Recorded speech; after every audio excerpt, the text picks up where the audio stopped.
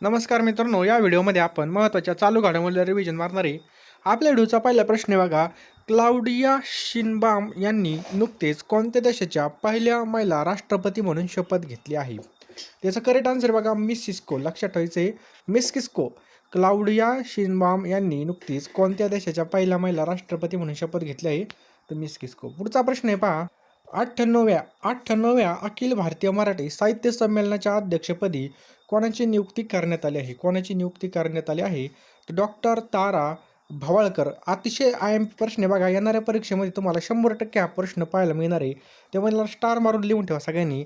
98व्या अखिल भारतीय मराठी साहित्य संमेलनाच्या अध्यक्षपदी कोणाची नियुक्ती करण्यात आली आहे? तर डॉक्टर तारा भवाळकर यांची या ठिकाणी नियुक्ती करण्यात आलेली आहे. आणि मित्रांनो, हे जे काय 98वं साहित्य संमेलन आहे बघा, हे दिल्ली या ठिकाणी हे आयोजित होणार आहे. कुठं? दिल्ली या ठिकाणी. हे पण आपल्याला लक्षात ठेवायचं आहे. या ठिकाणी जर पाहिलं तर बघा, साहित्य संमेलनाच्या अध्यक्षपदी डॉक्टर तारा भवाळकर. लक्षात ठेवायचं आहे डॉक्टर तारा भवाळकर. तर बघा, हा जो काही निर्णय बघा हा घेण्यात आलेला आहे 21 ते 23 फेब्रुवारीला दिल्लीमध्ये हे संमेलन असणार आहे बघा.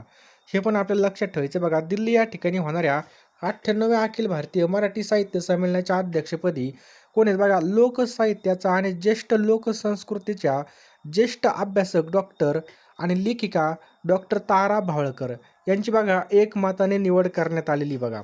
आणि मित्रांनो, हे 21 ते 23 फेब्रुवारी दरम्यान तालकटोरा स्टेडियम या ठिकाणी हे संमेलन होणार आहे दिल्ली या ठिकाणी. महाराष्ट्र साहित्य परिषदेमध्ये अखिल भारतीय मराठी साहित्य महामंडळाची बैठक या ठिकाणी संपन्न झालेली बघा. हे पण आपल्याला लक्षात ठेवायचं आहे. आणि 2023चं हे 97 होतं. हे स्थळ होतं बघा अंमळनेर या ठिकाणी. हे सुद्धा खूप IMP पॉईंट आहे. 2023चं 97 होतं. स्थळ होतं अंमळनेर. आणि याचे अध्यक्ष होते बघा डॉक्टर रवींद्र शोभणे. अध्यक्ष होते डॉक्टर रवींद्र शोभणे. तर 2023चं 97 मित्रांनो अंमळनेर या ठिकाणी अध्यक्ष होते बघा डॉक्टर रवींद्र शोभणे. 2024चं 98 हे बघा दिल्ली या ठिकाणी असणार आहे. आणि याचे अध्यक्ष आहे तारा भवाळकर. स्टार मारून लिहून ठेवा बघा, तारा भवाळकर. मित्रांनो, तुम्हाला अशीच चालू घडामोडीचे व्हिडिओ पाहिजे असतील तर चॅनलवर नवीन असाल तर चॅनलला सबस्क्राईब करून बेल आयकॉन नक्की ऑन करा. आणि या व्हिडिओला नक्कीच एक लाईक करून ठेवा. काय प्रश्न आहे बघा. 98व्या अखिल भारतीय मराठी साहित्य संमेलनाचे आयोजन कोणत्या ठिकाणी करण्यात आलं? तर नवी दिल्ली या ठिकाणी. आत्ताच पाहिलं आपण. पुढचा प्रश्न आहे बघा. देशामधील पहिलं, अतिशय महत्त्वाचा प्रश्न आहे, देशातील पहिलं संविधान भवन महाराष्ट्रामधील कोणत्या ठिकाणी स्थापन होणार आहे? कोणतं बघा? संविधान भवन. कोणतं? संविधान भवन कोणत्या ठिकाणी स्थापन होणार आहे? तर पिंपरी चिंचवड या ठिकाणी मित्रांनो देशातील पहिलं संविधान भवन हे स्थापन होणार आहे.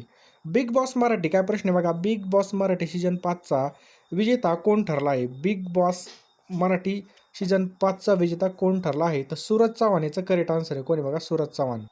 12वा आंतरराष्ट्रीय. काय प्रश्न आहे बघा. 12वा आंतरराष्ट्रीय चित्रपट महोत्सव आणि पर्यावरण आणि वन्यजीव मंच कोठे आयोजित करण्यात आला? तर हा मित्रांनो दिल्ली या ठिकाणी आयोजित करण्यात आलेला आहे. देशातील सर्वात मोठं बापू टॉवर हे कोठे तयार करण्यात येणार आहे? तर बिहार या ठिकाणी हे करण्यात येणार आहे पहा. पुढचा प्रश्न आहे मित्रांनो की बंजारा समाजाचं श्रद्धास्थान असलेल्या वाशिम जिल्ह्यामधील पोहरादेवी या ठिकाणी बंजारा विरासत नंगारा म्युझियमचं लोकार्पण कोणाच्या हस्ते करण्यात आलं? तर नरेंद्र मोदी यांच्या हस्ते मित्रांनो हे लोकार्पण करण्यात आले बघा. इराणी कप 2024 कोणता बघा? इराणी कप 2024 हा कोणत्या संघाने जिंकला आहे?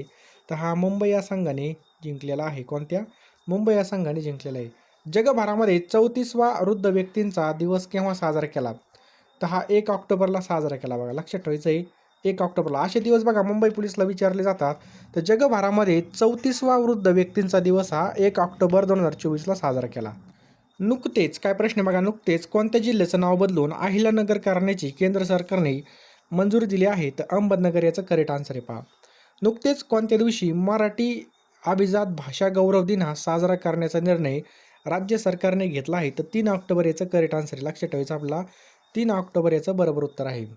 महाराष्ट्रामधील 13वे पोलीस आयुक्तालय कोणत्या जिल्ह्यामध्ये तयार होणार आहे?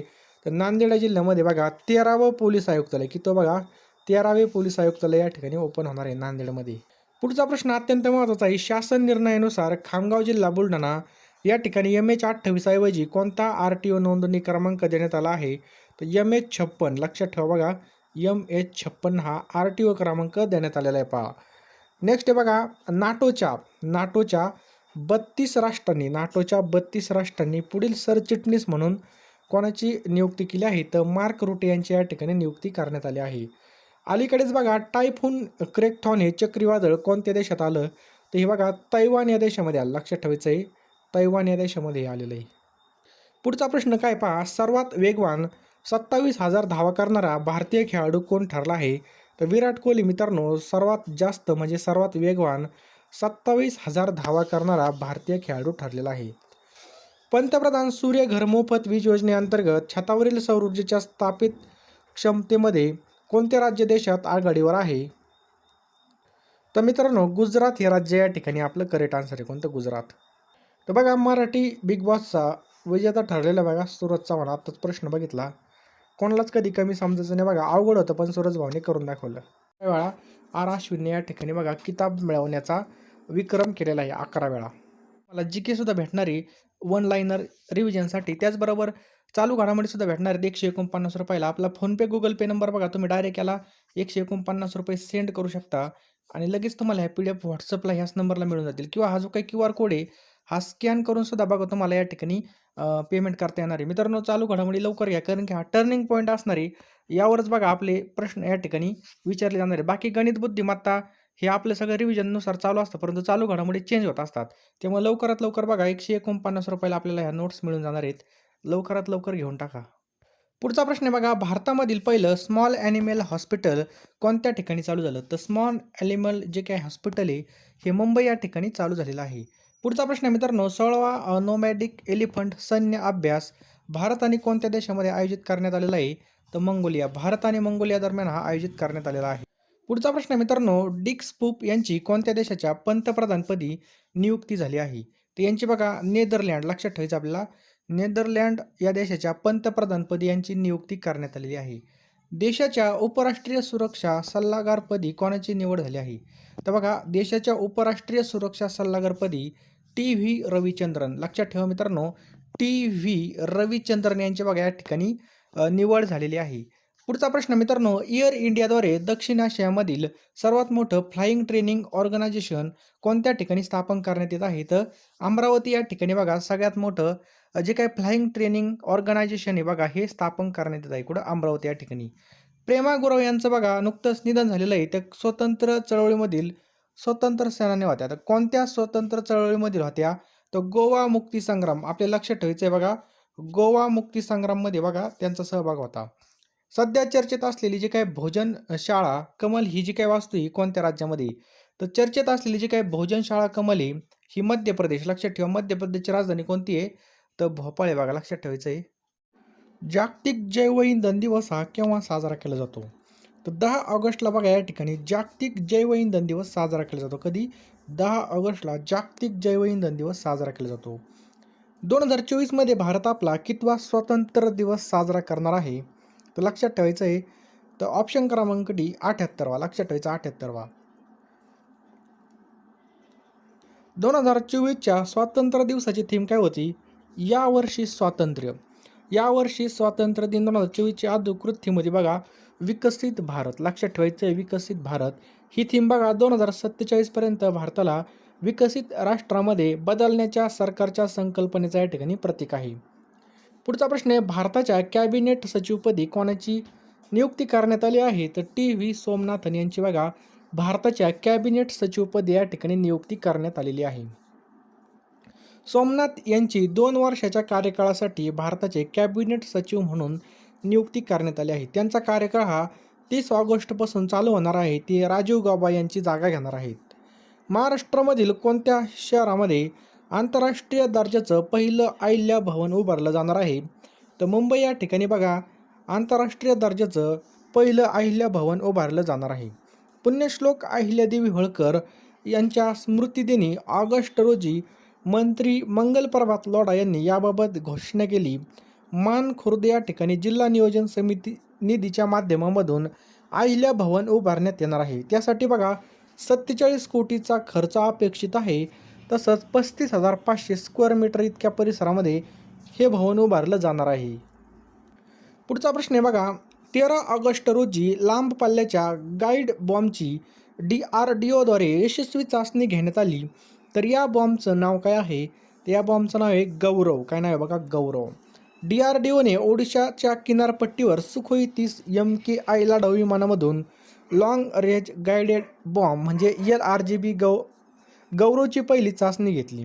DRDOच्या हैदराबादमधल्या संशोधन केंद्रामध्ये या बॉम्बचा विकास करण्यात आला. DRDOचा लाँग फॉर्म काय होतो? Defence research and development organisation याचा लाँग फॉर्म होतो. DRDOची स्थापना 1958मध्ये करण्यात आली. कधी? 1958मध्ये. मुख्यालय दिल्ली या ठिकाणी स्थित आहे. बोधवाक्य काय बघा? बलस्य मूल विज्ञानम हे काय बघायचं? बोधवाक्य आहे. याचे अध्यक्ष आहेत समीर व्ही कामत. कोण आहेत? समीर व्ही कामत.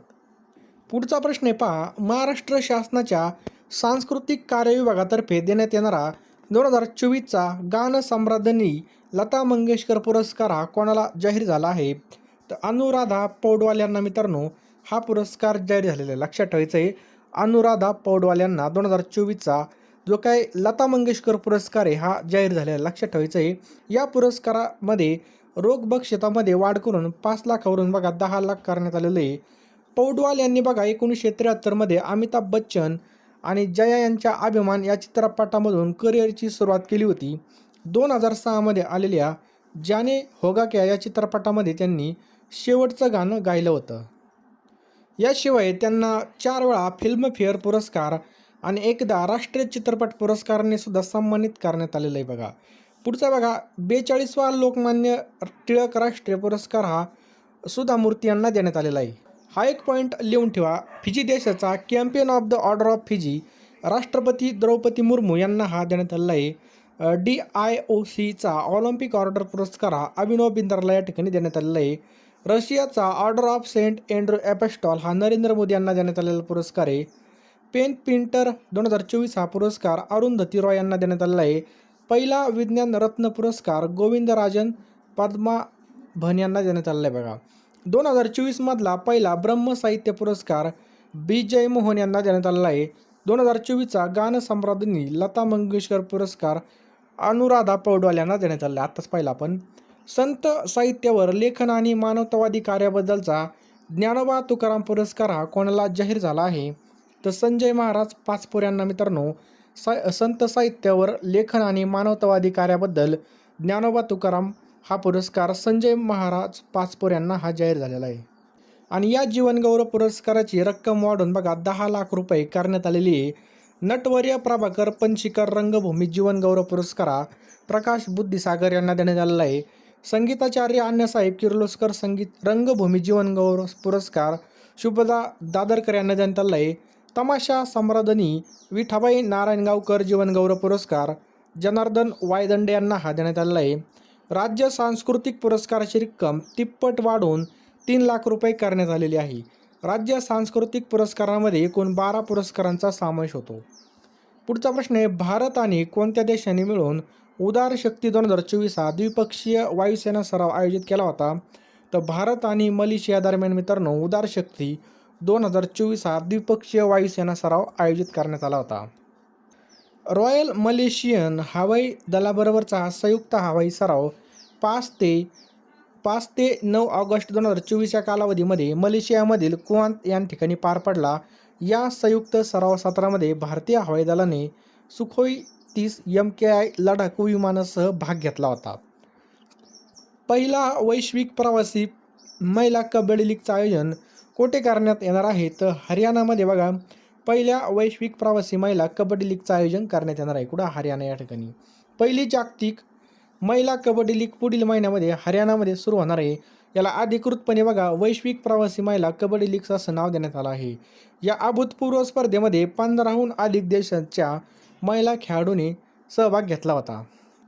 भारत सरकारच्या सांख्यिकी आणि कार्यक्रम अंमलबजावणी मंत्रालयाने 2036मध्ये 1000 पुरुषांमागे महिलांची संख्या किती महिलांपर्यंत वाढवण्याचा अंदाज जाहीर केला आहे? तर 952. किती?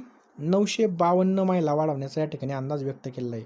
भारतामधील महिला आणि पुरुष 2023 या पुस्तिकेचा 25वा अंक जारी. भारतातील लिंग गुणोत्तर 2011 मध्ये बघा 1000 पुरुषांमागे 943 महिला होत्या. विद्यार्थिनींना सॅनिटरी नॅपकिन खरेदी करण्यासाठी पैसे देणारे कोणते राज्य हे देशातील पहिलं राज्य ठरलं आहे? तर मध्य प्रदेश. मित्रांनो मध्य प्रदेश हे राज्य जे काही विद्यार्थिनी असतील त्यांना सॅनिटरी नॅपकिन खरेदी करण्यासाठी पैसे देणारं पहिलं राज्य ठरलं आहे? खूप महत्त्वाचा प्रश्न आहे. भारतामधील पहिली battery storage giga factory Jammu काश्मीरमध्ये स्थापन करण्यात आलेली आहे. भारतामधील पहिलं संविधान उद्यान हे पुणे जिल्ह्यामध्ये आहे. भारतामधील पहिल्या खगोल पर्यटन मोहिमेचं नाव नक्षत्र साबा आहे बघा, लक्षात ठेवायचं आहे. ते उत्तराखंडमध्ये. हार्वर्ड प्रोग्राम सुरू करणारे भारतामधील पहिलं विद्यापीठ कोणतं आहे? चंदीगड विद्यापीठ आहे. कोणतं? चंदीगड विद्यापीठ. जगामधील पहिलं 100% बायोडिग्रेडेबल पेन हे भारतामध्येच आहे. मासिक पाळीच्या सुट्टीचं धोरण सुरू करणारं देशामधील पहिलं उच्च न्यायालय कोणतं आहे? तर सिक्कीम हे उच्च न्यायालय आहे. भारतातील पहिलं वैद्यकीय संस्थात्मक संग्रहालय चंदीगडमध्ये. देशामधील पहिलं अनाथ वकील बघा आश्चिन आगवणे हे आहेत. आपत्ती व्यवस्थापन विमा प्रदान करणारे देशातील पहिलं राज्य कोणतं आहे? नागालँड हे राज्य आहे. पुढचा प्रश्न बघा, आंतरराष्ट्रीय ऑलिम्पिक समिती ॲथलीट कमिशन ACमध्ये नुकतेच दुसरे उपाध्यक्ष म्हणून कोणाची निवड केलेली आहे? तर अभिनव बिंद्रा यांची या ठिकाणी निवड झालेली आहे. अभिनव बिंद्रा. नेक्स्ट बघा, लोकार्नो फिल्म फेस्टिवलमध्ये पार्डो अल्ला कॅरिरा अस्कोना लोकान टुरिझम अवॉर्ड मिळवणारे पहिले भारतीय व्यक्ती कोण आहेत? तर शाहरुख खान हे पहिले भारतीय व्यक्ती आहेत. कोण? शाहरुख खान. टिंबटिंब हे पहिले भारतीय आहेत ज्यांनी वर्ल्ड सुपरबाईक चॅम्पियनशिपमध्ये भाग घेतला होता. तर केविन क्विंटल हे बघा पहिले भारतीय, त्यांनी वर्ल्ड सुपरबाईक चॅम्पियनशिपमध्ये भाग घेतला होता. महाराष्ट्रामधील कोणत्या शहरामध्ये आंतरराष्ट्रीय दर्जाचं पहिलं आईला भवन उभारलं जाणार आहे? तर आत्ताच बघितलं आपण, मुंबईमध्ये हे उभारलं जाणार आहे. 13 ऑगस्ट रोजी बघा लांब पल्ल्याचा गाईड बॉम्बची DRDOद्वारे यशस्वी चाचणी घेण्यात आली. तर या बॉम्बचं नाव काय आहे? तर गौरव या बॉम्बचं नाव आहे. कोणत्या देशाने बघा जगामधील सर्वात मोठ्या कार्गो ड्रोनची यशस्वी चाचणी घेतली आहे? तर चीनने बघा जगातील सर्वात मोठ्या कार्गो ड्रोनची यशस्वी चाचणी घेतलेली आहे. 11व्यांदा ध्वजारोहण करणारे पंतप्रधान नरेंद्र मोदी हे कितवे पंतप्रधान ठरले आहेत? तर हे तिसरे पंतप्रधान ठरले आहेत. लक्षात ठेवायचे, तिसरे. जवाहरलाल नेहरू यांनी बघा 17 वेळा, इंदिरा गांधी यांनी 16 वेळा आणि पंतप्रधान मोदी यांनी बघा 78व्या स्वातंत्र्यदिनी 98 मिनिटाचं भाषण करून आपलाच विक्रम मोडून नवीन विक्रम स्थापित केला आहे.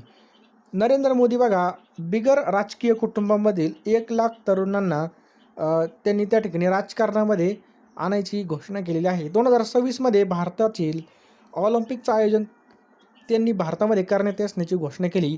2030पर्यंत बघा रेल्वे उत्सर्जन निव्वळ शून्यावर आणणे, संपूर्ण विद्युतीकरण करायचं त्यांचं धोरण आहे. अलीकडे हॉकी इंडियाने PR श्रीजेशांचा जर्सी क्रमांकसुद्धा निवृत्त करण्याचा निर्णय घेतला. तर PR श्रीजेशांचा जर्सी क्रमांक किती होता? तर 16 होता. लक्षात ठेवायचं, 16 होता. लक्षात ठेवायचं आहे. MS धोनीचा किती? 7 आहे. सचिन तेंडुलकरचा बघा 10 आहे. हुरून इंडिया रिपोर्टनुसार भारतामधील सर्वात प्रभावशाली महिला कोण आहे? तर लक्षात ठेवायचं आहे रोशनी नाडर. ऑप्शन क्रमांक आहे रोशनी नाडर. बघा त्या HCL कंपनीच्या कोण आहेत बघा अध्यक्ष आहेत. त्यांना नुकतेच बघा फ्रान्सचा सर्वोच्च सन्मान Knight of the Legion of Honour हा देण्यात आलेला आहे बघा. हॉकी इंडियाने कोणत्या भारतीय हॉकी खेळाडूची जर्सी निवृत्त करण्याची घोषणा केली? तर PR श्रीजेश याचं करेक्ट आन्सर आहे. बघा नुकतेच PR श्रीजेश यांना हॉकीमधून निवृत्ती घेतली आहे. पॅरिस ऑलिम्पिकमध्ये भारताला ब्रॉन्झ पदक त्यांनी जिंकून दिलं. हॉकी संघाचे प्रशिक्षक म्हणून त्यांना नियुक्त करण्यात आलेलं आहे. पॅरिस ऑलिम्पिक समारंभामध्ये ते भारताचे ध्वजवाहक सुद्धा होते. प्रसिद्ध शास्त्रज्ञ डॉक्टर राम नारायण अग्रवाल यांचं निधन झालं. तर त्यांना कोणत्या क्षेपणास्त्राचे जनक असं म्हटलं जात होतं? तर अग्नी. लक्षात ठेवायचं आहे. डॉक्टर राम नारायण अग्रवाल यांनी अग्निमॅन म्हणून सुद्धा ओळखलं जातं. ते DRDOच्या क्षेपणास्त्र प्रकल्पाचे संचालक राहिले होते. अग्नी क्षेपणास्त्र बनवण्यासाठी त्यांचं मोठं योगदान आहे. त्यांना बघा पद्मश्री पुरस्कार 1990मध्ये देण्यात आलेला आहे. पद्मभूषण पुरस्कार 2000मध्ये देण्यात आलेला आहे. पुढचा प्रश्न बघा, नवीन केंद्रीय गृहसचिव म्हणून कोणाची नियुक्ती करण्यात आलेली आहे? तर गोविंद मोहन यांची बघा नवीन केंद्रीय गृहसचिव म्हणून नियुक्ती करण्यात आलेली बघा. ते सिक्कीम कॅडर 1989 बॅचचे बघा IAS अधिकारी आहेत. पुढचा प्रश्न बघा, 16 ऑगस्ट रोजी इस्रोने कोणत्या प्रक्षेपकाच्या रॉकेटच्या साहाय्याने बघा EOS 8 या उपग्रहाचं यशस्वी प्रक्षेपण केलं? त्याचं करेक्ट आन्सर आहे पहा ऑप्शन क्रमांक E. तर या ठिकाणी जर पाहिलं तर पहिल्या अयशस्वी चाहकांनी नंतर SSLV हे तिसरं उड्डाण होतं. या यशस्वी प्रक्षेपणामुळे भारताला आता कमी वजनाच्या उपग्रह प्रक्षेपणासाठी एक नवीन प्रक्षेपक मिळालेलं आहे. इस्रोकडे बघा PSLV, GSLV MK2, त्याच्यानंतर GSLV MK3 असे 3 उपग्रह प्रक्षेपक आहेत. याचं वजन अनुक्रमे बघा 300 टन, 420 टन आणि 640 टन एवढे पहा. या तीनही प्रक्षेपांमध्ये 2 टन ते 6 टन वजनाचे उपग्रह प्रक्षेपित करण्याची क्षमता आहे बघा. पण हे प्रक्षेपक उड्डाणासाठी सज्ज करण्यासाठी किमान 45 दिवसांचा अवधी आणि तंत्रज्ञान अभियंत्याची फौज लागत असते. हे पण लक्षात ठेवायचं आहे. 10व्या शिमला आंतरराष्ट्रीय चित्रपट महोत्सव बघा. 10वा जो काही शिमला आंतरराष्ट्रीय चित्रपट महोत्सवामध्ये कोणता चित्रपट उद्घाटन चित्रपट म्हणून प्रदर्शित करण्यात आला? तर मिसेस तेंडुलकर हा प्रदर्शित करण्यात आला. लक्षात ठेवायचं आहे मिसेस तेंडुलकर. पुढचा प्रश्न बघा. भारतामधील कोणते राज्य आहे? भारतातील कोणतं राज्य आहे सर्वाधिक रामसर स्थळे असणारं राज्य आहे? तर करेक्ट आन्सर बघा तमिळनाडू. कोणतं आहे बघा? तमिळनाडू. अलीकडेच भारतामधील 3 स्थळांचा समावेश रामसर यादीमध्ये करण्यात आला. यामधील 2 स्थळे बघा तमिळनाडू राज्यामधले. या 2 स्थळांच्या समावेशानंतर तमिळनाडूमधील रामसर स्थळांची संख्या किती बघा? 18 इतकी झाली आहे. किती? 18. तर भारतामधील एकूण रामसर स्थळांची संख्या बघा 82 वरून 85 इतकी झाली आहे.